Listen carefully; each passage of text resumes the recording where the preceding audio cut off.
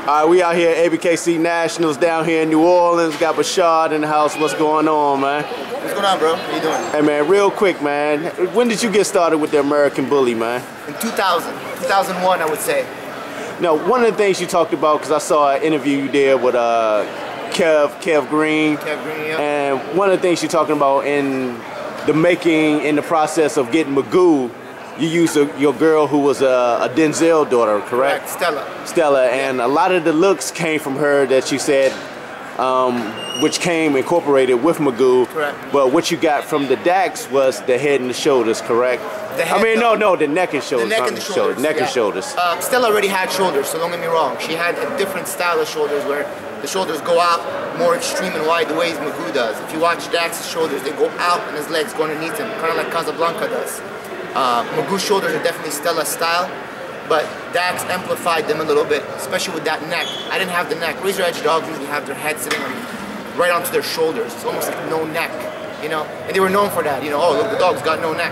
I wanted the neck. The neck represents more muscle mass, kind of like the traps on a bodybuilder, you know? I wanted that whole look. Dax also incorporated really nice colors to the bloodline I have. Edge colors very dull, you know, you got like basic fawns, brindles, blacks, and the coats are thick, and there's no like they're not vibrant colors, you know. Dax has those really sexy colors, you know, the champagne, chocolates. You got them also in Edge, but it's just a really different tone to the colors to them. Also the eyes, Dax produces those beautiful colored eyes, you know, yellow eyes, green eyes, you know what I mean? More lighter colored eyes. Even the brown eyes Magoo had almost looked yellowish, you know? They weren't the basic, you know, shape. Everybody asks me this question all the time, I repeat it every time. Stella was Pee-wee and Corrupt Blood brought to Denzel, which is, you know, more of a edge and gray line on both sides. Everybody's like, Stella's all edge. If you really look at Stella's pedigree, she's gray line and edge. Corrupt has Gotti in him, and he's got Ron Gotti in his pedigree, so it's a little bit of everything. It's definitely gray line and edge brought back to Gotti. Can I ask you, when that litter dropped, when did you know Magoo was the one for you? You know, when I litter dropped, his brother was my pick of the litter. I don't pick before 8 weeks. At 8 weeks, his brother was the pick of the litter. His body was wider. His brother's body's still bigger than Magoo. Magoo's brother's body is much more extreme.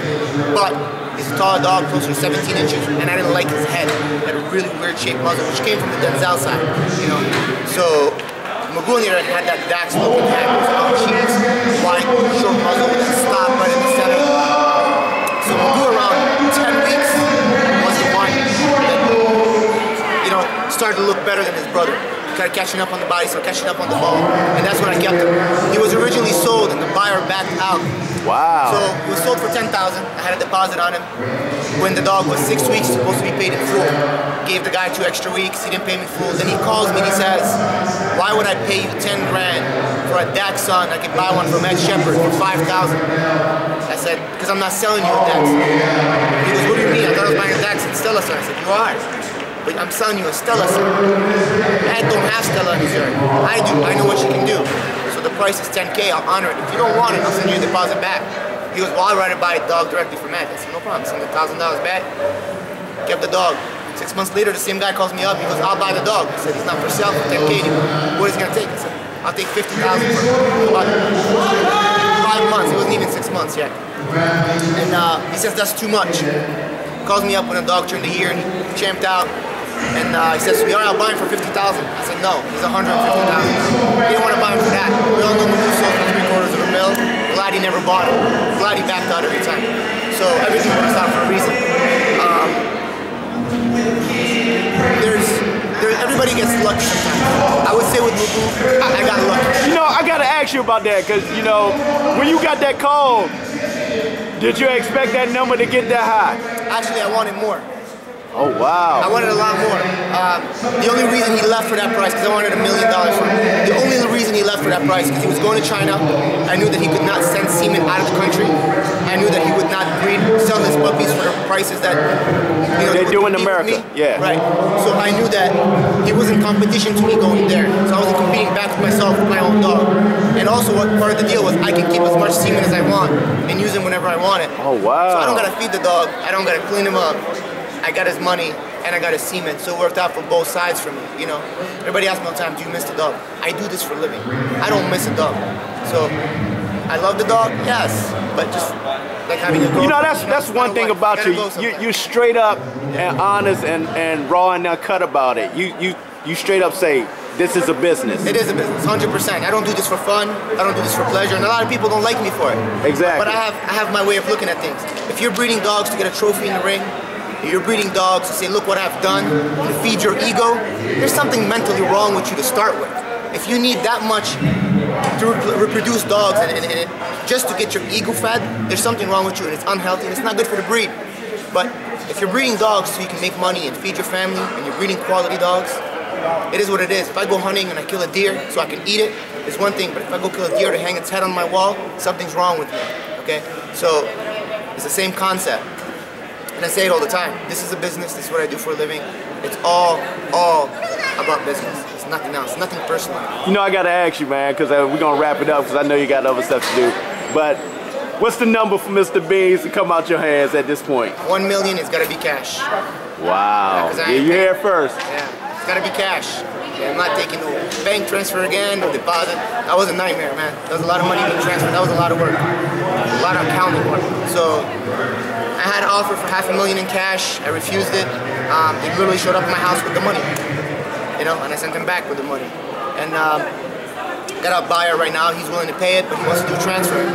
He said he has no way of getting the money from China to here in cash. He said, you figure out how you can do it, we'll talk. Did you ever think in your wildest dreams that this would happen for you with the American Bully? When I started the breed, I expected to make money. So when I started off with the breed, the dogs were going for about $1,500 at the time. Off the top, I was selling dogs for that price. And I raised my price to 25, 35, 5,000, 10, 15, 18, 20. So a lot of people think like, oh, these are six-figure sales when they start talking about Miyagi and that.